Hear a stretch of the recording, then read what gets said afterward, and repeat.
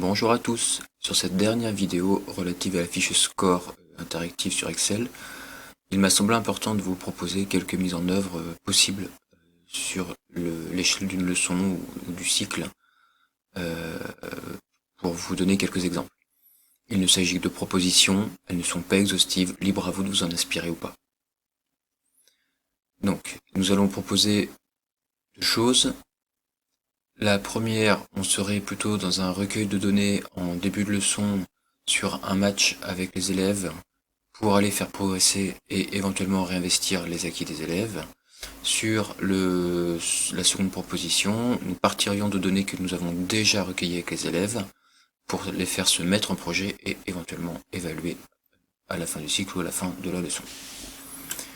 Donc sur la première proposition, dans un premier temps, nous ferions jouer les élèves une fois en début de cours, sans discriminer une stratégie ou une zone particulière. Donc nous pointerions absolument toutes les zones où joue l'élève. Si on prend l'exemple des zones, il n'y aurait pas de bonus mis sur une zone particulière et on essaye de voir partout où joue l'élève. Dans un deuxième temps, nous pourrions inviter les élèves à travailler sur une situation décontextualisée de répétition, de multivolant ou du poste fixe pour travailler sa zone faible.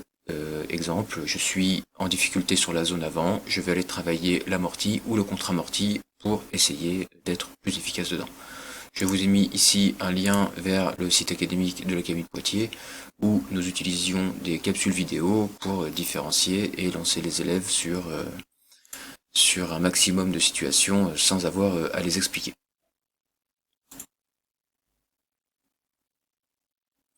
La deuxième possibilité que j'utilise parfois en cours, c'est d'utiliser la situation de Nicolas Mascret, qui est le roi du terrain, avec mort subite, où les élèves à 3 par exemple sur terrain vont devoir s'affronter. Celui qui gagne reste sur le terrain, soit il marque entre 7 et 9 points pour gagner et rester, soit il marque sur mort subite, à savoir par exemple un point direct dans la zone faible identifiée sur l'étape précédente.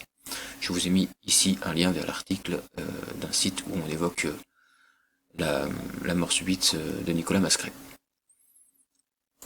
Dans un troisième temps, dans la leçon, nous pourrions revenir sur la grande boucle, à savoir reprendre les matchs que nous avions commencé en début de leçon et voir si les statistiques évoluent entre le début et la fin de leçon, voir si les apprentissages sont réinvestis ou non.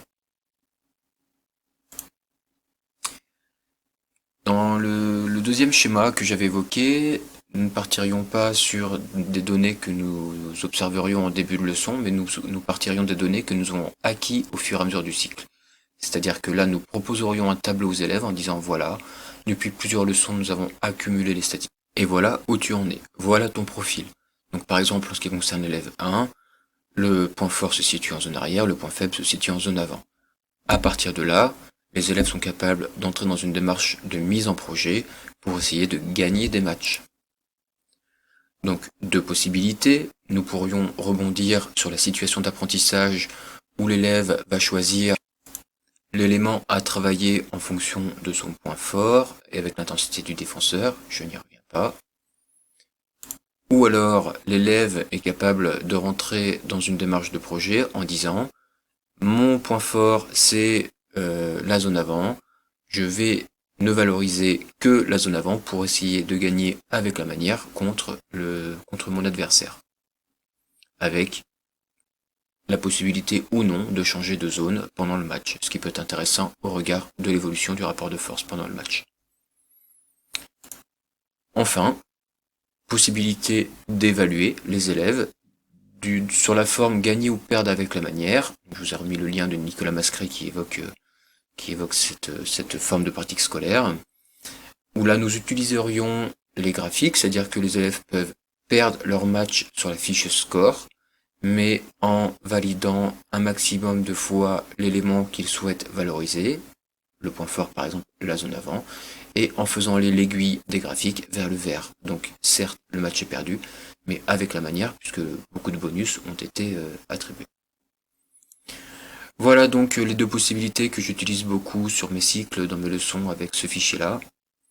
Les possibilités restent très ouvertes, voire infinies. À vous de voir lesquels vous satisfont ou non. Bon courage à tous et à bientôt.